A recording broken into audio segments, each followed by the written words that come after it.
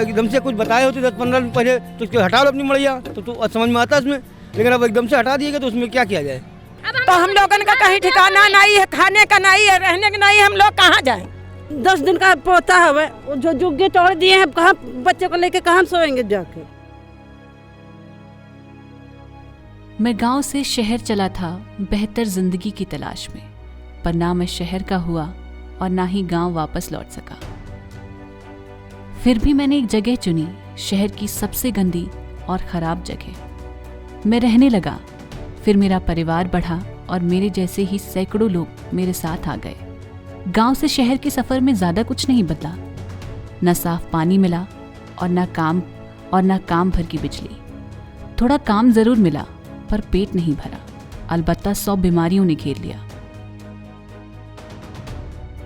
नमस्कार, मैं नेहा तिवारी। इस वक्त हम लखनऊ के इंजीनियरिंग कॉलेज के पास के एक मलिन बस्ती में हैं, जहां झुग्गी झोपड़ियों में अवैध तरीके से रह रहे लोगों के घरों पर LDA का बुलडोजर चला है और अब इनकी जिंदगी सड़क पर आ चुकी है।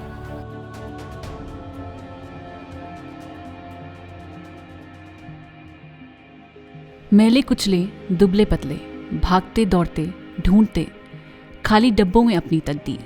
शहर से दूर कच्ची बस्तियों के घर के मलिन छोकरे। स्कूल जाते हो? स्कूल जाए कि मड़ैया देखें? पढ़ना चाहते हो? हाँ, पढ़ना चाहते हैं। पढ़ लिख के क्या बनना चाहते हो? पुलिस देखो ना, मड़ैया तोड़ दिया। ये पुलिस बनना चाहते हो? पढ़ने जाते हैं आप? जी नहीं। क्यों? क्योंकि एक्चुअली में हम लोग बड़े हैं, हो गए हैं, और इसलिए हम लोग नहीं जाते हैं। जो आपसे छोटे हैं वो जाते हैं? हाँ, जाते हैं। आपने क्यों नहीं पढ़ा जब आप छोटी थी तब? क्योंकि हम लोग वहाँ गांव में पढ़े थे, यहाँ नहीं पढ़े। गाँव से कब आए? गांव से हमको आए 9 साल हो गए। आप कभी स्कूल नहीं गई, गांव में गई थी बस? हाँ, गांव में गए थे, तब से नहीं गए। पढ़ना चाहती थी आप? जी। क्या बनना चाहती थी पढ़ के?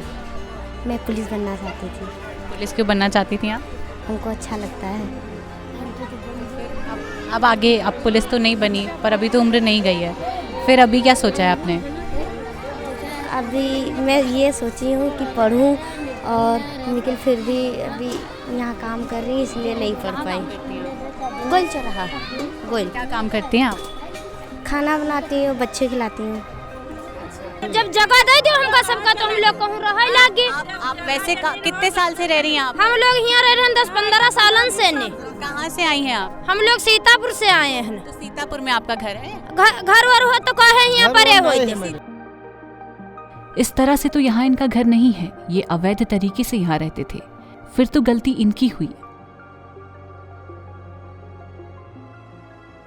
आखिर यहाँ रहते क्यों हैं? कोई सीतापुर से है तो कोई महमूदाबाद से। पर आप सोचिए कि कोई खुशी खुशी घर छोड़कर आता है क्या, वो भी ऐसी जिंदगी के लिए। अगर इनके पास इतने ही पैसे होते तो ये भी बड़े बड़े मकानों में रह रहे होते।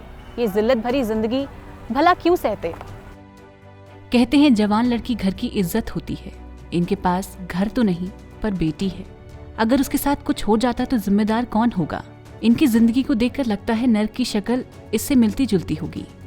मलिन बस्ती में रहने वाले माँ बाप भी यही सोचते हैं कि इनकी तरह इनके बच्चों की जिंदगी ना हो। उन्हें 2 जून का खाना, थोड़ी शिक्षा मिलती रहे। इसलिए महिलाएं बड़े घरों में कहीं झाड़ू पोछा तो कहीं बर्तन मांजती हैं। वहीं पुरुष मजदूरी या रिक्शा चलाते हैं।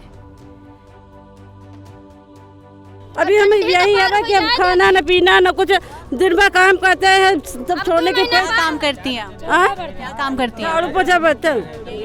हाँ। कितने सालों से रह रही हैं आप? रह रहे 15-20 साल से। कहाँ से आई हैं आप? हम भी वहीं से, सीतापुर से। हटा दिया गया तो अब कहाँ जाएंगे आप लोग? अब यही तो तकलीफ है मैम। पैसा कौड़ी है नहीं, पैसा कौड़ी है नहीं मैम। जान कमाते हैं, 1 रोटी कमाते हैं तो वो आधी बच्चे लोग देते हैं, आप खाते हैं, हमारा पेट चलता है, गुजारा करेंगे। और कौनी तो पेट चलता था यहाँ। तो ये लोग आप क्या काम करते हैं? झाड़ू पोछा बर्तन ही मैम करते हैं। ये जगह हमारी नहीं है, लेकिन हमको रहने को ठिकाना तो दिया जाए। यहाँ गंदगी इतनी ज्यादा है तो बीमारियाँ भी बहुत होती होंगी। यहाँ क्या बीमारियाँ होंगी दीदी? जो जैसे बड़े लोग हैं अपना इतने साफ सफाई से रहते हैं, और जब वो कोई गंदगी चीज़ में जाएंगे तो उनको थोड़ा इन्फेक्शन का डर रहता है, और जो लोग इन्फेक्शन में रहते ही हो उनको क्या इन्फेक्शन का डर है। पिछले 2 दशकों में गांव से शहरों की ओर लोगों का पलायन बढ़ा है। आंकड़ों को देखें तो झुग्गी बस्तियों में रहने वालों की संख्या पिछले दशक से 2 गुनी हो गई है। जब भी शहरी घरों की मांग बढ़ती है तो उसे औपचारिक क्षेत्रों के द्वारा पूरा नहीं किया जाता है। इससे बढ़ती जनसंख्या को झुग्गी बस्तियों में रहने के लिए मजबूर होना पड़ता है। मलिन बस्ती में शिक्षा का माहौल नहीं होता है, जिसकी वजह से बच्चे ना तो प्रेरित होते हैं और ना ही उत्साहित। एक बार नजर अगर इनके लिए शुरू हुई सरकार की योजनाओं पर डालें तो साल 2021 में योगी सरकार ने उत्तर प्रदेश स्वास्थानीय मलिन बस्ती पुनर्विकास नीति 2021 शुरू की थी, जिसमें 1000 रुपए शुल्क देकर बस्तियों में रहने वाले लोगों को उसी स्थान पर पक्के मकान देने की बात हुई थी। वहीं दूसरी योजना थी स्लम पुनर्विकास योजना, जिसके तहत मलिन बस्तियों में रहने वालों को पक्के मकान बनाकर देने के साथ अन्य जरूरी सुविधाएं दी जाएंगी। ये फासला है दावा और असलियत के बीच का, जिसमें ये गरीब पिस रहे हैं। इनकी दशा को देखकर गांधी जी ने एक बात कही थी कि लोग बिना अपनी आंखों से देखे इस बात की कल्पना भी नहीं कर सकते हैं कि संसार में मनुष्य के रहने के लिए ऐसा स्थान भी होगा। बस्ती को देखने के बाद खाना खाने का दिल नहीं करता, उल्टी आती है। यहाँ इतनी गंदगी है कि इसका वर्णन करने के लिए मेरे पास शब्द नहीं है।